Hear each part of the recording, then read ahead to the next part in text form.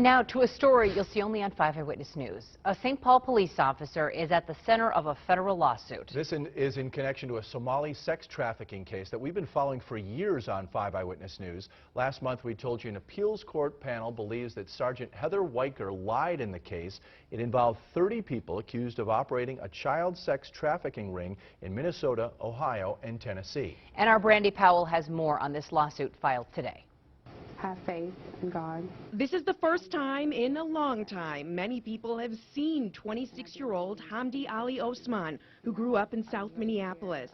Just 3.5 weeks ago, she was set free from behind bars. We lost 6 years of our life. We've been humiliated. We're going to have to live with this for the rest of our lives. Osman was released after a U.S. Court of Appeals decision came down, calling the entire story that got her in trouble a web of lies. I've never heard of a case that on its first day in court already has 4 federal judges behind it calling the underlying facts that the officer put forward entirely fictitious. In 2010, Osman says she was arrested in Minnesota along with 28 other young men and women for an alleged far-reaching sex trafficking conspiracy. Osman says she was framed as a madam, indicted, and put in jail. Now, in a federal lawsuit filed Thursday morning, Osman is suing St. Paul Police Sergeant Heather Weicker, 3 supervisors in the St. Paul Police Department, and the city of St. Paul, all for $12 million. The complaint states Osman would have never been indicted had Weicker not fabricated evidence, coerced witnesses, and misled federal authorities.